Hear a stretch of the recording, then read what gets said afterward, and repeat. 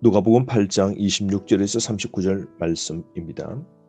예수님께서 갈릴리 맞은편 그라사인 땅에 가서 복음을 전가하시는데요. 예수님이 이방 땅으로 여행하신 최초의 사건입니다. 그라사인 땅은 데가볼리 지역인데 데카 열이라는 뜻이고요. 폴리스라는 단어의 합성이죠. 그래서 10개의 도시들이 있는 그런 로마 도시들의 연합입니다. 헬라 문화가 발달된 도시라서 유대인들이 없는 부정한 지역으로 유대인들은 내왕치 않는 그런 곳이죠. 예수님이 드디어 유대인의 경계를 넘어 이방 땅에 들어가 하나님의 사역을 감당하는 모습을 볼 수 있습니다. 이방 도시에 들어가서 예수님이 맞닥뜨리게 되는 한 비참한 사람을 만나게 됩니다. 27절 말씀 보세요. 예수께서 육지에 내리시매 그 도시 사람으로서 귀신 들린 자 하나가 예수를 만나니 그 사람은 오래 옷을 입지 아니하며 집에 거하지도 아니하고 무덤 사이에 거하는 자라. 이 사람은 세 가지 증상이 있죠. 첫 번째 귀신 들린 자고요. 두 번째 집에도 거하지 않고 세 번째 무덤 사이에 거하는 자입니다. 광인입니다. 미친 사람이죠. 하나님의 형상을 상실한 자고 죄와 사망과 사탄에 매여 있는 자입니다. 인간 상실의 모습을 우리는 적나라하게 보게 되는데요. 이는 사람들과의 관계에서 고립되고 소외되어서 무덤 사이에 살고 있습니다. 영적 죽음의 상태, 즉 부정한 죽은 자가 머무는 무덤에 거하고 있는 것, 얼마나 비참하겠습니까? 그 삶 속에는 전혀 행복이나 자유나 인간다운 실상의 모습을 볼 수 없는 것이죠. 죽은 자들과 가까운 관계에 있는 광인입니다. 부정한 지역에 부정한 장소에 사는 부정한 더러운 귀신 들린 자를 예수님이 만나시게 됩니다. 어쩌면 예수님이 의도적으로 이 사람을 통하여 하나님의 역사를 하나님의 뜻을 보여주시기 위하여 찾아가신 게 맞는 것이죠. 이 사람을 어떻게 했을까요? 28절입니다.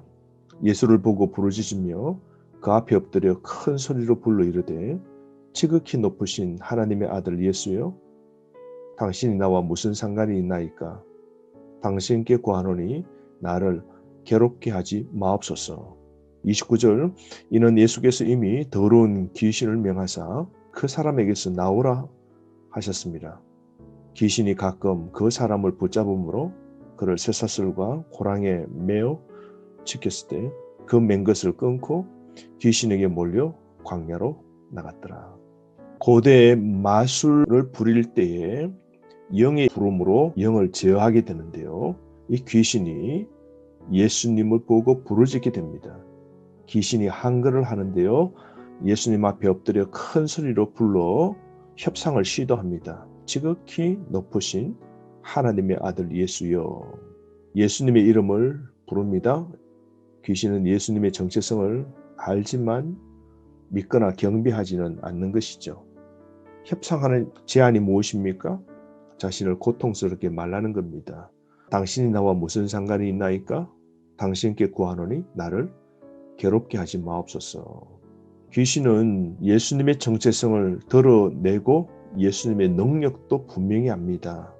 그 예수님 앞에서 꼼짝 못하는 귀신이 주님께 간구하는 것은 고통스럽게 말하고 신신당부하고 있는 것이죠. 그러나 예수님께서는 한 광인을 살리고 회복시켜 주시기 위하여 더러운 귀신이 떠나도록 명령하신 겁니다. 그러자 놀라운 역사가 일어나죠. 쇠사슬과 고랑에 매여 있던 그가 바로 예수님이 이제 치유해 주셨을 때에 새로운 인간으로 변하게 되는데요. 30절 말씀 보십시오. 예수께서 내 이름이 무엇이냐 물으신즉 이르되 군대라 하니 이는 많은 귀신이 들렸습니다. 귀신의 이름을 물었을 때에 군대라 그럽니다. 이 군대라는 말은 레기온인데요. 로마의 군대의 사단 병력은 6,000명 정도가 됩니다. 그게 바로 레기온 군대입니다. 풀이에서 설명하면 6,000명의 귀신이 이 한 사람을 광인으로 만들어버린 겁니다. 31절 말씀, 무증행으로 들어가라 하지 마시기를 간구하더니 무증행으로 가기를 원치 않는다 부탁하고 있는 겁니다. 무증행은요, 바닥이 없다라는 뜻이죠. 없을 무, 바닥이 없는 갱도입니다. 귀신들의 감옥이고 죽은 자들이 거하는 곳이죠. 귀신 또 두려워하는 고통스러운 장소가 무증행입니다. 귀신 또 마귀도 가기를 원치 않는 곳이 무증행입니다. 귀신은 마귀의 하수인이죠. 마귀는 사탄이라고 하고 귀신의 왕 또는 바알세불이죠. 마귀의 쫄개가 귀신입니다. 마귀나 사탄이나 이 모든 악한 세력과 악한 영적인 존재들은 모두 훗날 예수님의 능력 아래 잡혀 무증행으로 가게 되는 것이죠. 마침 그곳에 많은 돼지떼가 산에서 먹고 있는지라 귀신들이 그 돼지에게로 들어가기를 허락하심을 간구하니 이에 허락하시니. 그래서 귀신들은 돼지떼에 차라리 들어가 계속 살게 해달라고 부탁하는 것이죠. 33절 말씀에 귀신들이 그 사람에게서 나와 돼지에게로 들어가니 그 떼가 비탈로 내리더라 호수에 들어가 몰살하거늘. 더러운 귀신이 더러운 짐승 돼지에게로 들어가게 됩니다. 살았다 싶지만 예수님은 이 사탄 마귀들을 심판해 버리십니다. 그러자 돼지떼가 호수에 빠져 떨어져 몰살하게 됩니다.